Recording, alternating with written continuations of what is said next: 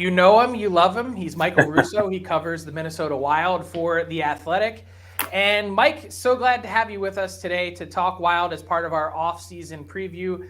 My question for you is just how active are the Wild going to be? I know you just posted a meaty notebook on theathletic.com, but how aggressive do you think the Wild are active are they going to be over the next week to 10 days? Yeah, the meatiness is don't stay close to your phones and internet on July 1st. That was the meatiness of it. It's gonna be a slow news day, I think, for the Minnesota Wild. By the way, I need to upgrade my background. You're like Mike's in a walk-in closet, and you got the greatest background ever in podcast history. That's just because Mike's wife limited all of his hockey gear. He's got nowhere anywhere else. She said you can have the closet. That's it. I don't need my house to be a shrine to me, dude. So they put me back in the closet with all my masks and jerseys. It's perfect. I definitely have the worst in this Zoom era. I definitely have the worst background ever. I'm told that all the time. In terms of the Wild, I mean, Frank, they have no money. I mean, none.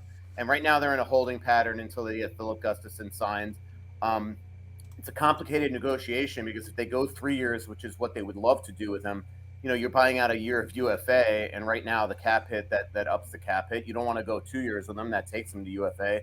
So 1 year, it wouldn't shock me if that winds up being it. And Kurt Overhart's trying to maximize the value of his client that he knows full well that Jesper Wallstedt's waiting in the wings to become an NHL stud goalie, hopefully for the Wild's sake. And so he's trying to, take advantage of a really good year by Gustafson, and then it's everything else goes into effect. So I'll be interested to see what happens at the draft. They've got to create some money. They have some RFAs that they're probably going to trade. Kalen Addison might be one of them. The fact that Brandon Duhaime, which shouldn't be too hard of a negotiation, isn't signed yet, puts him vulnerable to a trade as well. John Merrill. The one guy that I think is going nowhere is Alex Goligoski. They met a couple weeks ago to see if Alex wanted to waive his no move and maybe get a fresh start somewhere else. And I do think that Alex made the decision that he'd like to stay here. So right now they just, unless there's a shocking trade coming down the pike, I just don't see a lot of maneuvering. And then, the cap hit is the cap hit, and there's just not a lot to do on July 1. So I do wonder what's going to happen with goaltenders because it was a fantastic season for Jonas Gustafsson. Or sorry, Jonas, he's not the monster here, folks. Philip Gustafsson. Yep. And, I was really impressed with him, but you've still got Fleury under contract for 1 more year, which makes a lot of sense.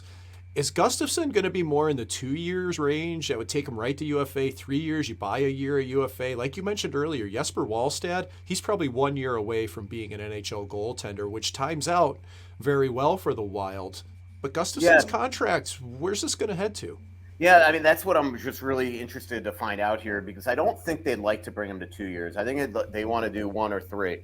Now, maybe on July 6th, they elect club arbitration for the second time in a couple of years. They did that with Kevin Fiala a couple of years back, and then that led to a trade a year later. It always leads to a trade. Yeah, and that's what I'm. That would be the only surprising thing that to me could happen at the draft. Bill Guerin, there's a max number they can go because of their really tight cap situation, and so there's not a lot of wiggle room here.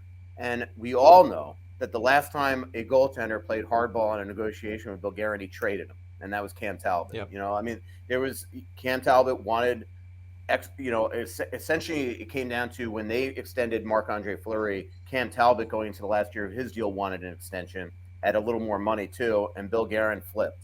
And so I just wonder how much patience Bill Guerin will have here, because right now the fact that Philip is not done is really affecting the rest of their summer. They just, there's really not a pressure point yet, but it's keeping them from negotiating really, or at least signing some of their other RFAs.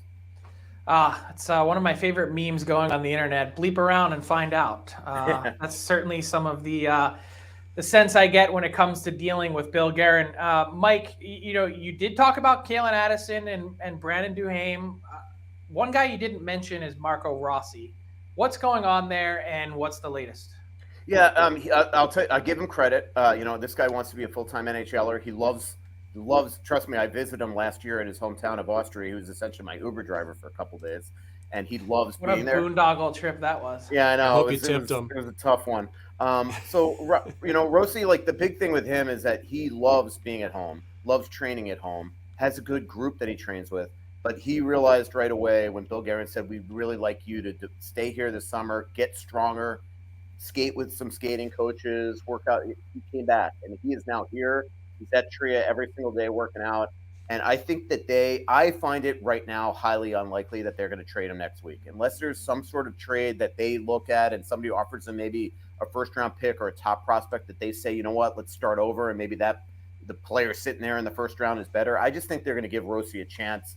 Joe Smith, my colleague here at The Athletic, did a really good story the other day on Rossi where he sat down with him, but he also pointed out a real comparison with Martin St. Louis in his early days in the AHL and then his first 20-something games in the NHL, and how very, the comparison with their numbers are striking.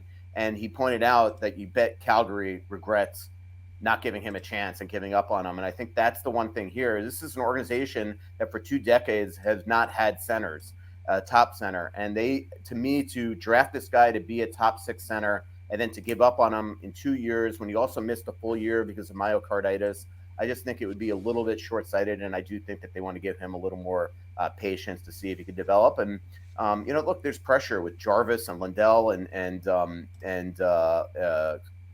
having a brain cramp. Perfetti, as 3 guys that went right after him in that draft, as performing in the NHL. I think there's a little bit of pressure on the organization to try to make this work.